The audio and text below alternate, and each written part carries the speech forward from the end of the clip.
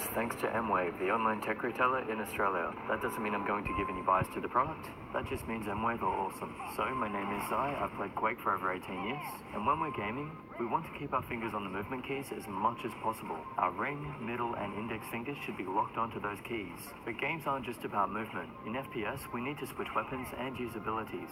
Some people use the little finger, but I think the most underused is the thumb. It's usually just on the spacebar, and that's why I really wanted to try the Orb Weaver, because it has extra buttons for the thumb. When you're setting up your key configuration, you should aim for something that will allow you to make all movements and actions without any pause or problem. For example, you wouldn't put your back key on C if a strafe key is on D, because then you couldn't strafe in that direction while going backward. And you wouldn't put a special on the K if your fingers are on ASDF, because then you'd have to move your hand completely. The Orb Weaver's thumb buttons give you up to 10 extra commands. Personally, my spacebar is zoom or secondary fire, so having this pedal is great for that. Then there is the direction button. You can set this to either 4 or 8 directions. I personally found it too hard to distinguish 8 directions, so I set it to 4. And even 4 were a bit hard to get right all the time, so I ended up binding 2 directions to the same thing, meaning I set it to 2. I guess if you just need to spam some buttons, then it's probably good.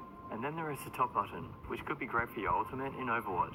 So I love the idea of having extra buttons for the thumb to use. In fact, I'd love to see even more. But that's where the positive experience with the Orb Weaver ends. Everything else about this is either wrong or just could be a lot better. I want to stress here that I'm not going to bring up these negatives because of any hate for Razer. I would love if they took my advice and improved this product, or made an even better one. So to start, it's not stable. It rocks side to side, but that doesn't feel as bad with a mouse pad under it. And then yes, you can adjust each section, here, and here, but that makes it feel a bit more flimsy, and the palm rest does seem a bit pointless. You can also set 8 different key maps, which is great, but that's not something you'd need to change in-game quickly, so I would have liked to dedicate a button right here to switch between them. Personally, I'm not going to learn to use this with editing software, because I'm too trained with a standard keyboard, and that brings up the next point. Most people are already used to the standard keyboard layout. Even after a month, I'm still not used to this. It's just not a comfortable device for me with a hand of 18 by 9 centimeters. The shape and angle of the keys puts me off. I would have rathered if they stuck to the standard layout. I'm much more comfortable playing on a Black Widow than this. So I guess if they gave me extra thumb buttons on a Black Widow, it would be no contest. I'd always use the Black Widow. But the thumb buttons are why I'd want to use the Orb Weaver, because I really believe gaming keyboards should use the thumb more.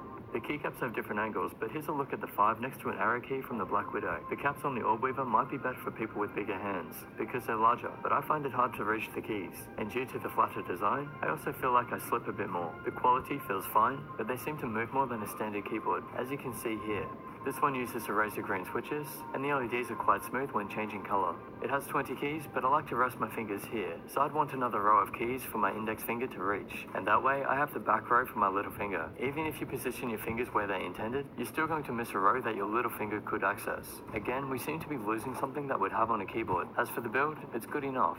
The wrist rest is rubberized and fairly comfortable. The palm rest is textured rubber, and the rest is plastic. The cable is braided, feels like high quality, and is about 1.8 meters long, with a gold-plated USB. Here's a quick sound test.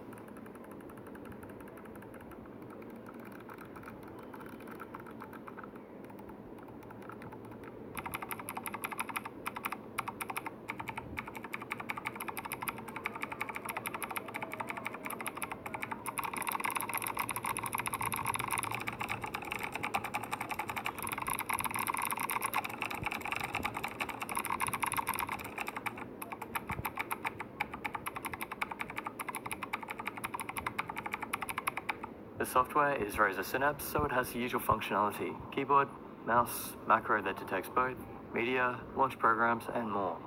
And it has chroma for lighting, which gives you a few effects, and the ability to alter them. As I said, the color wave seems quite smooth, and the color representation fairly accurate. To give you my conclusion, I love having the extra buttons for my thumb to use in-game. That's brilliant and makes me want to keep using it. However, I don't think it's superior to a regular keyboard overall. It's not going to offer enough advantage, and it's not like it can replace the keyboard either. You still need a keyboard nearby to type and change settings in-game, which makes me wonder why they don't just make a keyboard with extra thumb buttons. Why do we need a separate gaming device for keys? You can play on pretty much any keyboard. It's not that different, which means it's just the thumb buttons. And they're great, but are they worth an extra $130? In a way, yes. In another way, no. I'll leave it up to you. So I've enjoyed it in some ways, but not in others. Hopefully we see some extra innovation and get a keyboard with great thumb buttons someday. But for now, it's not going to be high on the recommendation list. Big thanks to M-Wave for sending this out for me. If you want to buy one and help support the channel, I'll leave the usual links in the description. Subscribe for more reviews and gaming videos, like this one, and I'll catch you in the next.